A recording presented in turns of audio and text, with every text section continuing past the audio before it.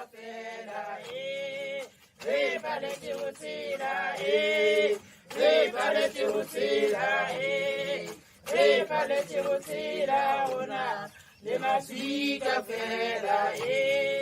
mom taught me to sell at a spaza shop. She ran a hair salon. I pretty much learned entrepreneurship from my moms. Umntu ngumntu ngabantu. That on your own, you can't really do it. You need the support of those around you. You will have a network of people, a network of communities, and a society that will make sure that you count.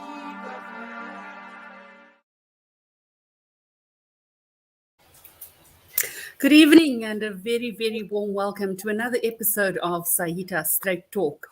SAITA StraightTalk is powered by the South African Informal Traders Alliance, and it's focused on robust discussions, robust celebrations, if need be, about the issues that are very, very important to the informal sector. Now, my name is Louise, and with every episode of SAITA StraightTalk, I promise you that we talk about serious topics that could empower and change our way of thinking. But we can only do that if we have high caliber participants in our conversation. And thankfully, every week we've been able to do just that. This evening, no exception. Please welcome with me Shireen Rowland. Shireen, welcome to SAITA StraightTalk again. Good evening, and thank you for having me. Shireen, just give us a little bit of a background, where you're from. I'm Shireen Rowland. I'm from Mitchell's Plain. I'm a member association of SAITA. I'm also the chairperson of the Mitchell's Plain Workers Association. And then I'm the secretary for the Mitchell's Plain United Workers Forum. So I'm very busy with the informal sector, as well as the Mitchell's Plain New CPF, Community Police Forum. So that's all the hats. Lots and lots of different hats. Strong, powerful woman. Thank you, Shireen. Thank you. Mark, good evening and welcome to SAITA StraightTalk. Hi, thanks for having me. Good to be here. I've only joined as a listening participant in the past, not as a speaker, so I'm honored. Oh, thank you. Thank you for honoring us. Please give us a little bit of a background of who you are and the work you do, please, Mark. Right. Yeah, so I'm at the University of Pretoria, where I lecture in and coordinate the Development Studies program, and I do research on food systems and also land issues and land rights issues. And I'm particularly interested in the sort of food systems that people create for themselves and that serve the needs of the majority of people, including the majority of people in poverty. And so I do research including on street traders and their role, especially in the fresh produce trade. And I've done research in other countries, especially Tanzania, on the sort of food system and the food markets there and how those function, which I think gives an interesting perspective on South Africa, where we have such sort of corporate domination. Thank you, Mark. And last but certainly not least, Gareth, good evening and welcome to SAITA StraightTalk. Please, yeah, good evening to you and thank you for having me on the show. And like Mark, I've participated and I've been in some processes with the youth group from SAITA and others. So it's my first time presenting here. But yeah, and I'm a researcher at the African Centre for Cities at the University of Cape Town. And my work explicitly looks at how cities in Africa are feeding themselves. And so a core component, as Mark described, is this continuum of the economy that serves it, and how the majority of the economy is not the supermarket economy, it's everything else. And however one might define the informal economy. So my work looks largely at that and how people in cities in Africa access food. One of my other particular interests is how different cities are. So we often assume the African city is, and you just imagine how different our cities are, but also not just the primary cities, but equally the secondary cities, smaller cities and towns, and how their systems are so different as well. So I look at the food system like Mark does, but mostly in an urban context, but also trying to understand the nutrition challenges faced by many in the cities and how central the informal economy is to enabling and providing a measure of relief and feeding African cities.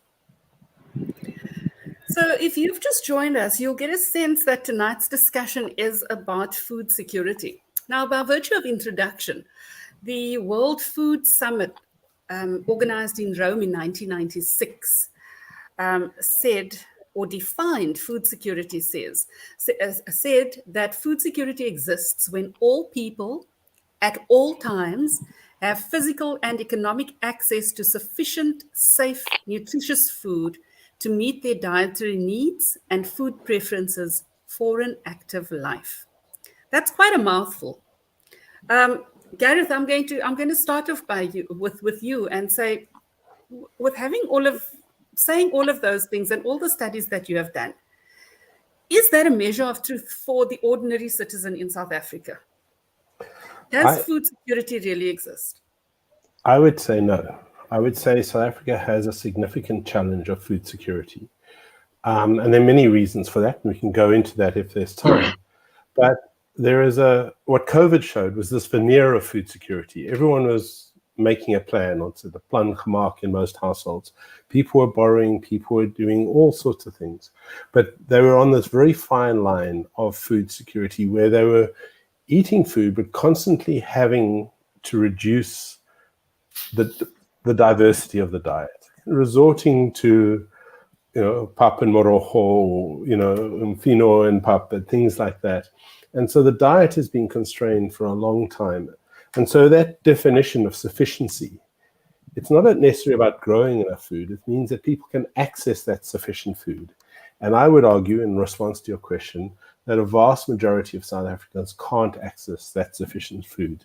So just to mention a statistic from some of the work that we did a little while back in Cape Town specifically, that we found that only really about 45% of everyone living in Cape Town was food secure, from the Constantia households to Tableview to people living in Khayelitsha and Gugs and etc. And so there is a vast 55% of people who are actually facing some measure of food stress in terms of that. Not hunger, they weren't necessarily food secure. Now, I know that COVID has obviously catapulted a lot of things. But was it any better before COVID, Gareth? I mean, no. In my mind, I don't think that COVID made it any worse, because from what I see in my community, the access to nutritious food has been very limited because of unemployment, because of government grants being so little, just because of access to a variety of foods. Because what do you buy with the 350 Rand? Completely. And that's certainly, so we had this huge challenge of food security. And this is why our work lobbies for the basic income grant and a whole set of other issues. And so that there was a veneer, and it was through this making a plan, helping each other out. The mom who would put extra potatoes in the pot when the kids came from next door because that household got paid in the middle of the month. This household had a piece job for a week. The communities were making this plan. Lockdown kind of isolated everyone. So those networks were fractured, which did amplify certain things. But as a whole, the idea that South Africa is food secure is something that the economists might say, because we have an import and export trade balance, and whatever we don't grow, we can buy in. But for the household living in Mitchell's Plain or Khayelitsha or anywhere, and sorry to speak, Shireen, for your community, but for many of those households, they are not food secure, and they are battling, and they're constantly having to make compromises in their diet. And so what we see is people are getting fed, but you see this rise in dietary-related diseases, type 2 diabetes, etc., because we're being fed on a diet high in sugar and salt and carbs. And equally, the children and the newborn children are being born stunted because they're not getting the nutrition in the womb. So you're having in the same household people who are overweight and underweight. And that is a food security issue. It's not an issue of bad food choices, laziness, wanting a Western diet. That is a systemic problem with the food system. Okay. So Mark, just to come to you and bring you into this conversation, I know you do a lot of work on economic justice. So help me to understand, what is the correlation between economic justice and food security? Well, let me first just add to what Gareth said, to say before COVID came in, I mean, the the state of food and nutrition in the world reports produced by FAO and other UN agencies said that 44.9% of South Africans were at least moderately, through to severely food insecure. So that's pretty close to half the population was classified already as food insecure before COVID, and within that, around 6% of people were really suffering from hunger, so undernutrition from hunger. And one of the concerning thing about those figures for us as well should be that for the last 14 years, 15 years, they have not been getting better. In fact, they've turned and they've been getting worse.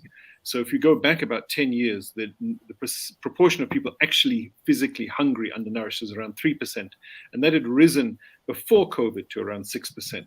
So we made a lot of progress in South Africa on reducing the number of people hungry and food insecure up to around 2007, 2008. And the global food price crisis and economic crisis. And since then, we've made no progress. If anything, we're going backwards, pre-COVID.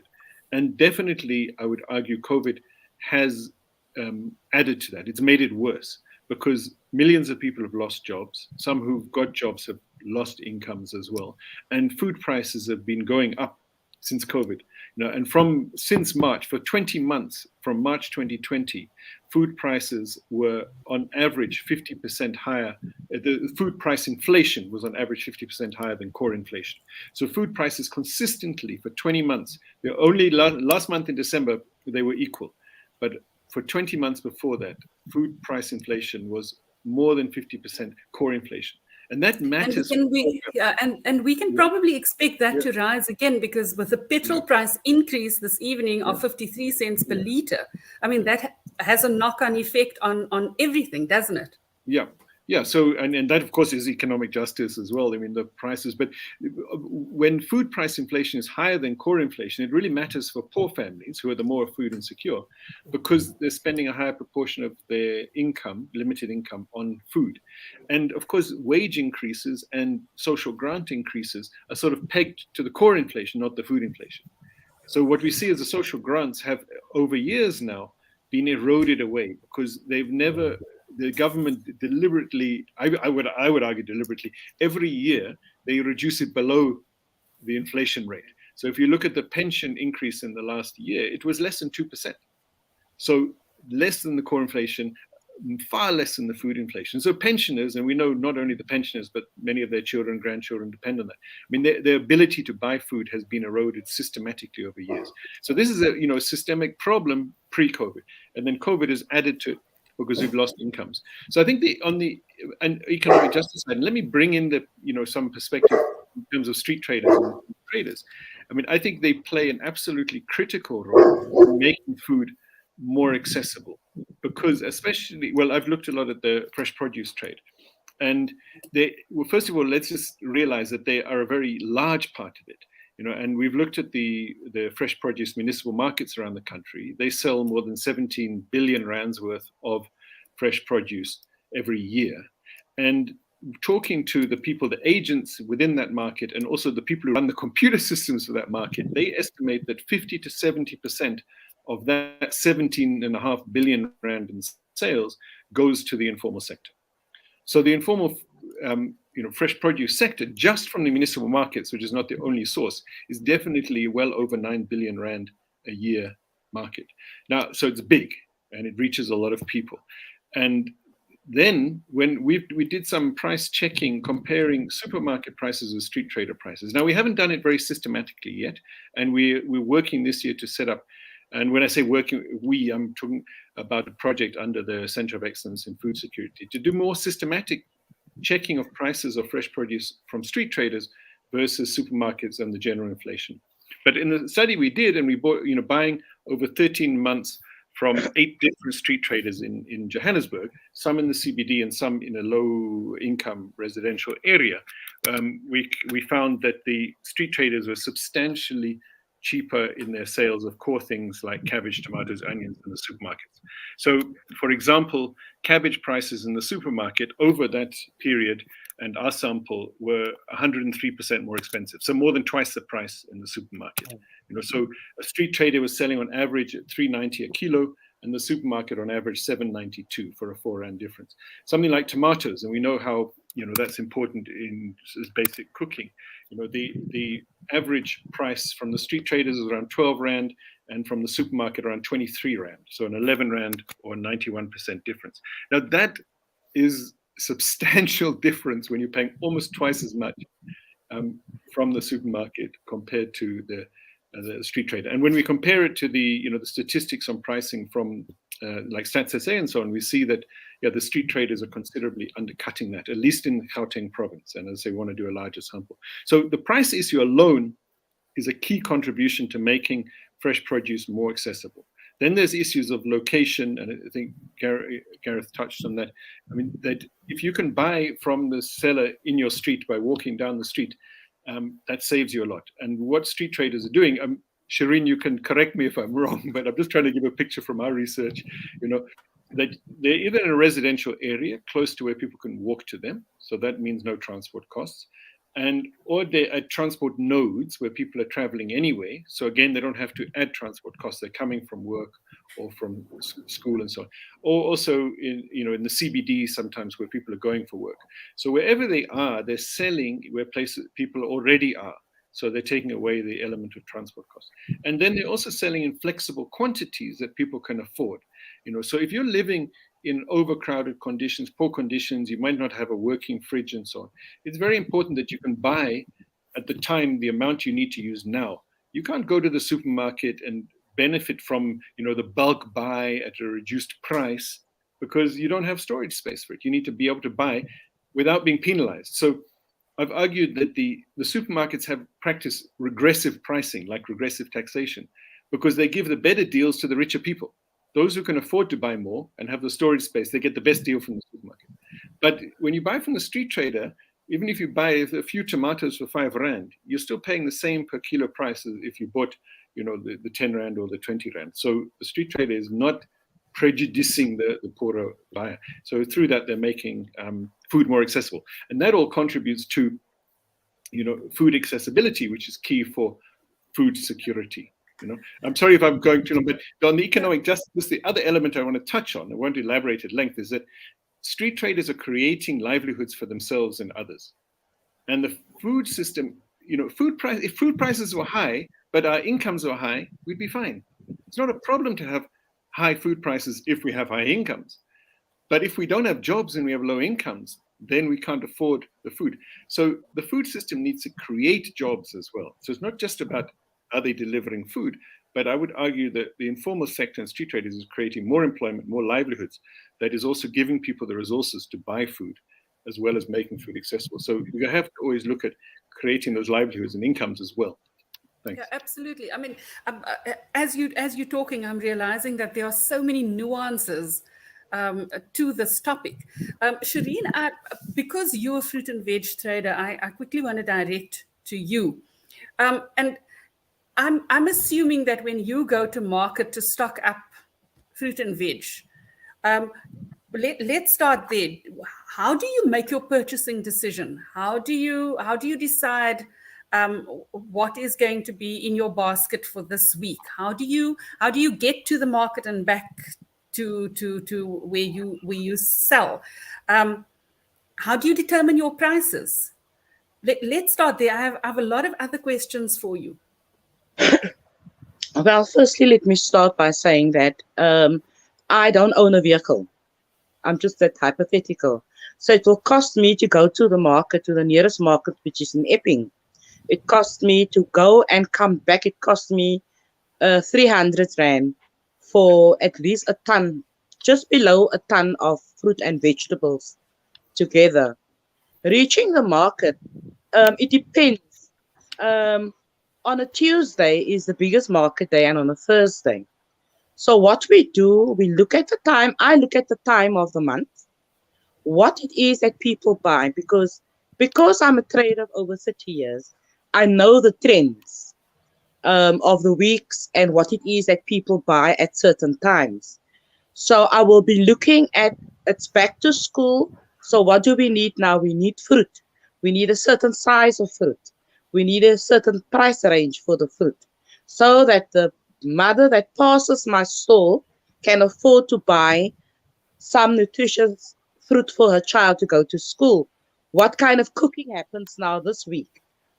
Because it's month in, it's the beginning of the month, we will still be having some salads and things, but salads and things are more a weekend thing. Pumpkin, squash, butternut, cabbage, those are the things that we are looking at, because that is the type of food that the consumer wants now. So it is more on consumer demand in the townships that we work, that we decide on what we are purchasing.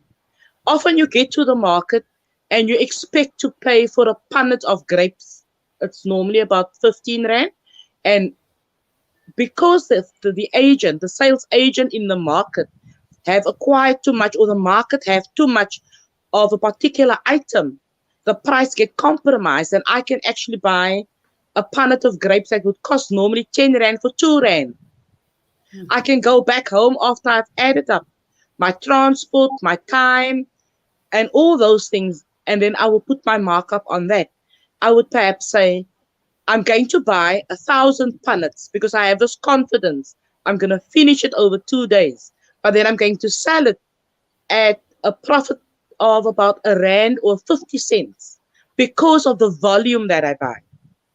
But that is, we have different categories of informal traders that have different buying styles. Because if you are in the CBD, it's easy to finish 1,000 punnets of grapes. But if you are in the township at home, the little vendor on the corner, the little mobile shop that also stocks up, they will buy less, and they will immediately, where I can sell for 5 Rand, they are forced to sell at 10 Rand, because they are going to have to go out to the CBD, because now they are the secondary buyer, right? And because they don't have enough storage facilities. Their fridges is full of cool drinks, or some of them don't have a fridge.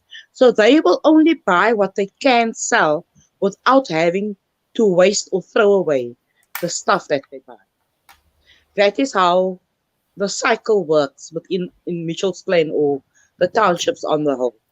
I do want to ask you something that you might think I'm being cheeky for asking this, but when you go to the market and you look at the produce that's available to you, do you ever consider buying second grade or third grade? Because we don't have a choice. Or how does that work? We don't have a choice because of the type of market that we service. You know, when you are in the township, if I supply, I will never buy grade 2 or grade 3 for my client, which is a hotelier or a restaurateur or something like that. I will definitely buy a different quality because he expects a different quality. Often, you will find if there is 10 items stacked on a pallet, buyers are very cheeky. So there's perhaps 1 or 2 of those pockets of potatoes or punnets of fruit that has become a little moldy. So now it is a class 1, but because of what you can see, there's the package is a little damaged. So the agent is forced, because now nobody wants to buy for the people that supplies restaurants or hotel. So now we, the buyers that come from the township, will make an offer, and we will purchase that.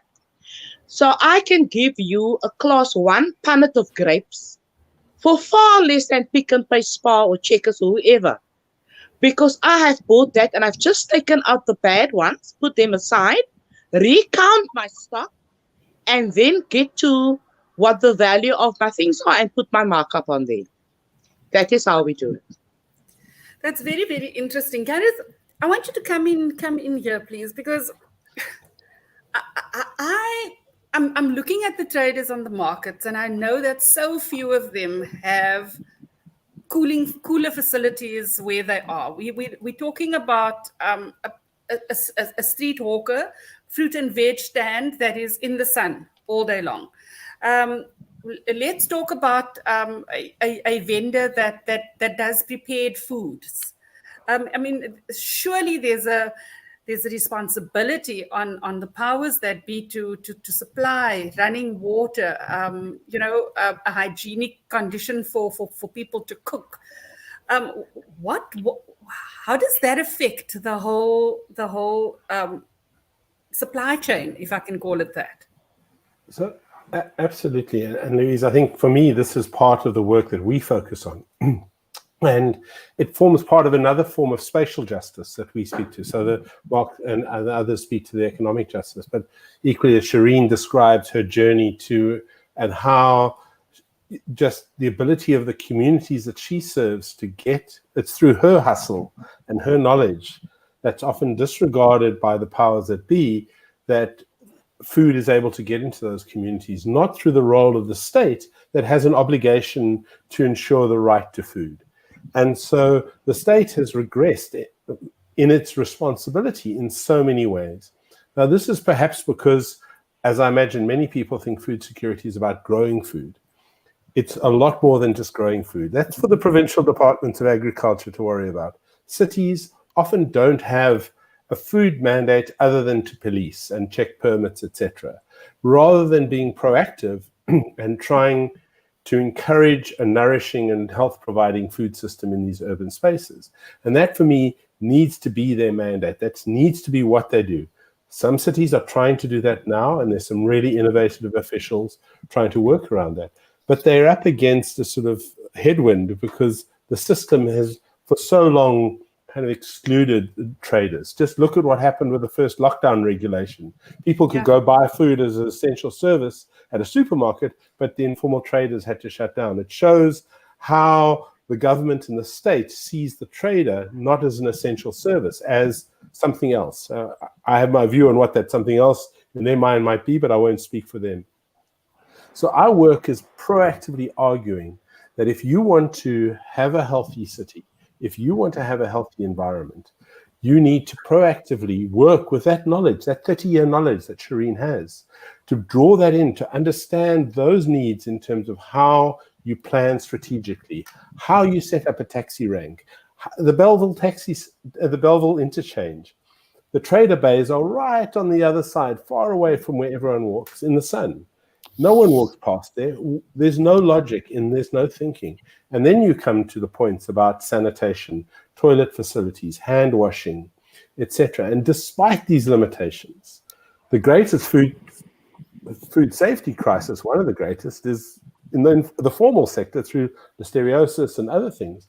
The traders are constantly making plans. They're needing to remain viable, so constantly deeply aware of these challenges, despite the absent state. So our work is calling for the state to actively intervene and plan for food. We call it food-sensitive planning and food-specific planning, and to plan for a nourishing and health-providing food system. And I go back to type 2 diabetes, the level of comorbidities that people suffered as a result of COVID.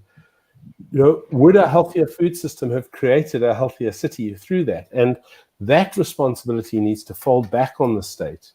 The informal sector needs to be seen as a partner and someone that has great knowledge, and we need to start actively planning. And my work is in cities, so for urban food systems, 70% of South Africa live in cities. Cities need to take on a food mandate, and one of the big things in that mandate is to proactively work with the informal sector to make them viable, to provide a healthy and nourishing city through planning, design, and the provision of services that are being paid for by the permits in any event, like sanitation, like waste collection, and all those things. So yeah, sorry, my soapbox.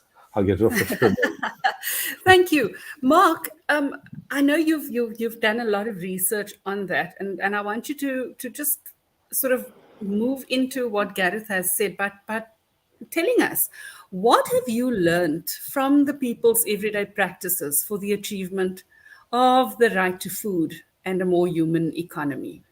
What are the learnings? Yeah, and so on this issue of just on the food safety and the food being sort of, you said, in the sun and stuff. Well, but first, I think most food traders I've seen with fresh produce have some kind of shade. But I think the system is often, where it's working, is based on a high and rapid turnover. So buying where food traders are buying things and selling quickly, and then again the food is eaten quickly. So it really is not a problem for the final eater when that food is sold quickly. And there's a lot of studies which have shown that despite all the prejudices, there really isn't a higher real food risk in the informal food sector than in the formal sector. So there've been, a lot of people assume there might be higher risks, but actually quite a few studies, and I can refer to some of them, even in the meat sector and so on. There was a multi-country study across a dozen African countries on informal meat trade published in 2015, and found there wasn't a higher risk in the informal meat trade than the formal. And there was a PhD study in South Africa a couple of years ago that found the same thing. So we certainly need to put aside the prejudices around that. And then the way, coming more specifically to your question, there's a lot of ways that the sort of certainly street traders and informal traders make it work. Shireen described a bit of her situation, and where you can see how people are able to, for example, start with very little capital. And I think in terms of that economic justice, and the opportunities for employment and livelihoods, that's very important, that there's low barriers to entry. So street traders I've talked to who, said they started with 500 Rand, that they got working on a building site or borrowed from their mother or something. They bought a few bags of potatoes, a few crates of tomatoes, sold those, went back to the market, bought more, sold again, and they built it up in that way. Now, being able to do that depended on them, not so much on having much money because there was very little, but often given information from other street traders. They get told, there's a lot of that sharing of information, what to buy, where to sell, and so on. And then also things like being able to share transport, that you can go to the Joburg morning market with turning over 8 billion Rand a year, but someone goes there and buys 2 bags of potatoes, shares a bakkie ride back into town and sells the 2 bags of potatoes. And so that sharing of things like transport, which I think is very common, really helps people get started. Some, of course, build up and then get their own vehicles and so on. But that, what we have to look at and we have to sort of treasure or preserve and enable also is those things that allow people to get started without a lot of capital, like the shared transport, like the markets where people can go and buy, and then, of course, having the space to trade. And we need to really assert that right to a space in the city to trade and to do business, for people to be able to, assert their right to life itself, or the right to a livelihood, and so on. So, the street traders make use of public space for economic activities, and that should be valued. But of course, it's often looked down on, and we see, active metro police activities sort of removing people. But we need to assert the right of people to a space to trade, especially in food, and especially in the South African context where we don't have enough public markets. We don't, we allocate space for malls, and the government invests in road infrastructure and so on, and sewage infrastructure to support the malls, but they don't even allocate any space for street traders. Rather, they keep the street traders away from malls and so on to prevent the competition. So, yeah, I'll stop there for now. That's thank you for that. Gareth, I want to come back to what you said earlier, and that is that the role of the informal trader in this economy, and also the fact that it's so diverse and that it has a pivotal role to play in improving the food and nutrition security. Why is it not being done quickly enough, though? Why is it still on the back burner in terms of political will and spatial planning and all of those things? What needs to happen? I mean, the wonderful and late colleague Vanessa Watson, he just wrote a piece called "The Making of Nightmares and Dreams," and argued that many sort of government leaders in African cities imagine Singapore and Dubai as this aspirational city, and the mall has become the symbol of development for communities equally. If the mall comes in, someone's paying attention to everyone. But those malls then siphon the funds out elsewhere, and it moves away. It doesn't stay within the communities. It doesn't rotate in the ways that Marcus described. And I think there is this inherent prejudice towards this economy that I think there are a number of reasons. One of them is the framing of the informal economy is often seen as someone who's trying to avoid permitting, someone who's trying to avoid paying taxes, not contributing to the economy through taxation, etc., which is, our work shows it's absolutely not true. They're paying VAT, which they can't claim back often because they're not VAT vendors. They're paying permitting fees. Most of the vendors we've spoken to all actively want to pay permits. The systems make it more difficult for them to do, because if they have the permit, they can then make demands on the state. They can also then start to defend their positions in trade. So it's not that it's not about avoidance. It's often, as Mark said, being able to start a business with the minimal capital that you require. But policy has been structured around keeping the apartheid barriers in place. We imagine a city with clean pavements, just, Mark, your part of the world with the cabbage bandit, and how you've got to clear that off. And yet you walk past any formal shop in main downtown Sea Point, etc., and all their A-frame boards are out in front obscuring traffic, and no one pays attention to that. The construction industry is blocking the road for ages with no control of traffic, while the police are then getting the traders to get behind their yellow square, and all the disabled parking bays are filled with all the buckies from the site foreman. I'm being a bit facetious, but this is the contradictions that we see, these conflicting rationalities, where some are constantly policed and others are assumed to be doing something. And it's a deeply prejudicial position that sits within that. So there is that. I'm not saying that necessarily sits within the city or governing body, but the government focuses on the formal economy as this aspirational economy. Banks would support those economies, the entire structure of our economy. And I would argue that this is a historical structuring that goes right back to the discovery of diamonds and gold, where food provision and where people of color were located on the peripheries of the cities as passive labor, and where the economies were around the formal white industrial economies. That logic is still deeply embedded in so much of the system that we face today. So yes, I would also argue there is this deep prejudice that sits there, but there's a form of economic prejudice that has a deep historical trajectory that kind of manifests in what is celebrated and what is disparaged in logic. But the last point on this, and again, a bit of a soapbox for me, is that our structure of our economy and the way to plan and manage for a far different food system in the urban space is also made difficult, because you have urban management, you have social development, you have transport, you have all these silos in the city government that all have their own mandates and their very defined budgets. To get them to walk across those silo bridges is almost impossible. A colleague of mine, Andrew Bahrain, might call it the constipated bureaucracy. It's so difficult to get across it, and my apologies to the audience.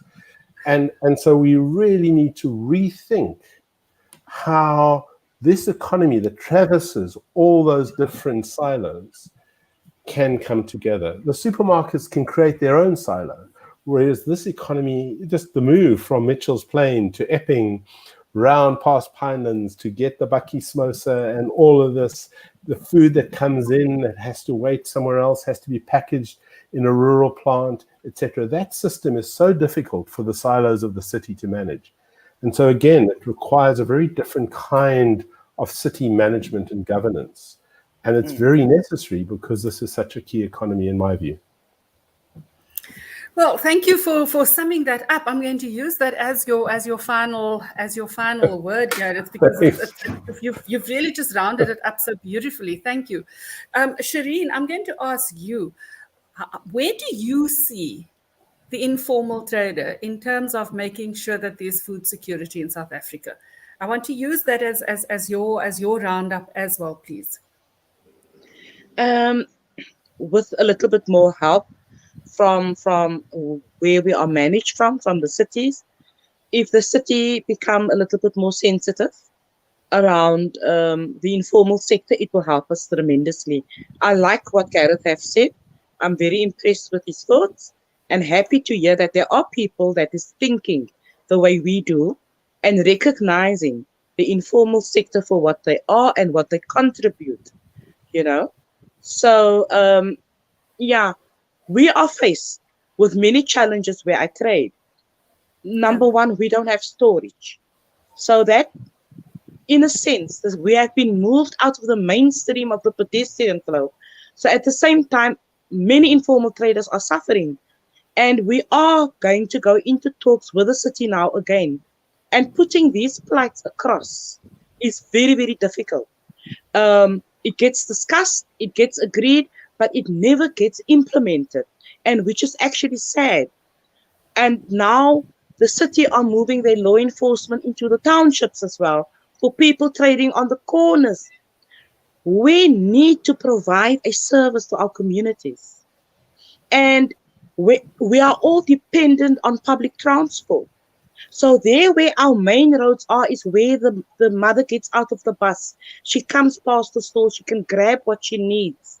She might work in Montague Gardens, which is completely an industrial area.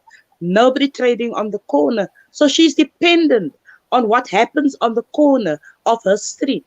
What is available. The spaza shop on the corner. The lady selling the frozen fish or frozen chicken or the fruit and vegetable the 15th or till month end or till Saturday.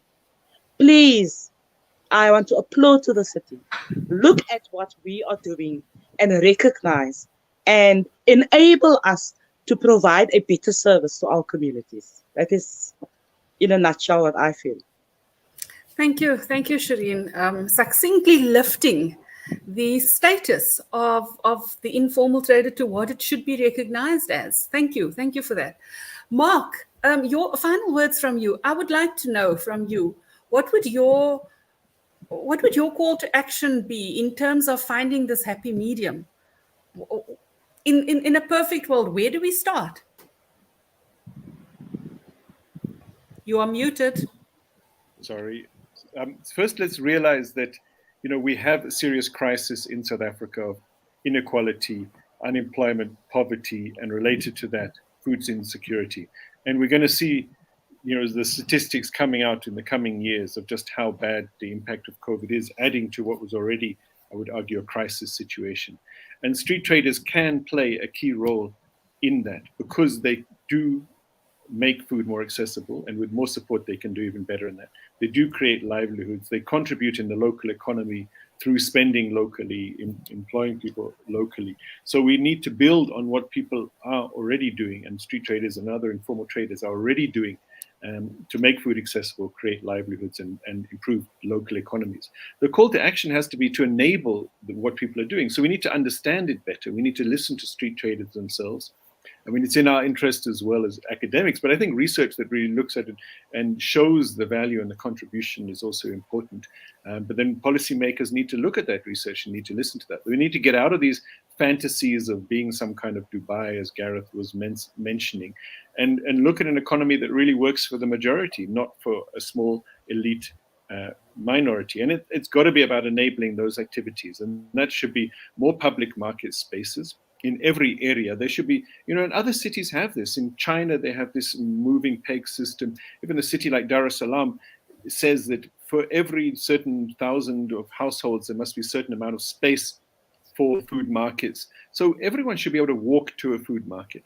But not just the public markets. We must also make sure those street corners that that Shireen was referring to are also, made available as a space to trade and have, to create those livelihoods and make that food accessible. We need to take a little step back behind that, though, and realize the sources of food. Like Shireen goes to the Epping market, which is one of these municipal markets that I mentioned that are so important, but then they're also being neglected. And if those municipal markets are not maintained and not, kept up to scratch, that also affects the street traders, because it makes, where it's working is where, Shireen can go to the Epping market and get and negotiate and get those deals she's talking about. And we're seeing, tens of thousands of traders doing that in the Joburg market, the other markets around the country. And those are government-owned, municipal-owned markets. So we must invest in those, protect those, increase them, and ensure they're also accessible for the traders, and then create that enabling environment on the ground, which has got to include that infrastructure Shireen has mentioned storage, and the street traders we talk to, it's storage, it's sanitation facilities, toilets and water, it's security. Those are all good for the community as well. So these are things worth investing in. And because you're investing in food security and you're investing in economic opportunities in your area. So understand it, value it, and enable it. Thank you, Mark. Wonderful, wonderful, wonderful. What an amazing discussion. Certainly started a lot of thoughts for future discussions that we will have on this very topic, because I'm already just thinking from here, fruit and veg is one thing, but what about food preparation? What about the quality of the food? One of the comments that we got on our Facebook comment section says inflation, food prices, transport to the shopping centers, traders are buying cheap fat food. So that is also another perception that we need to talk about, because is that really so, or is that really just an urban legend? But once again, thank you for your input. Thank you for making yourselves available. If you've tuned into tonight's episode, I'm sure you thoroughly enjoyed it. Make sure that you share this video with your contacts. Food security is something that is important to all of us. And if it means that it helps the informal trader settle down and become more profitable, then that is the way we should go. Thank you for tuning in. From me, Louise, till next time. Goodbye. Thank you. Bye. Thank you so much. Thank you, Louise, Shireen, Mark. Thank you.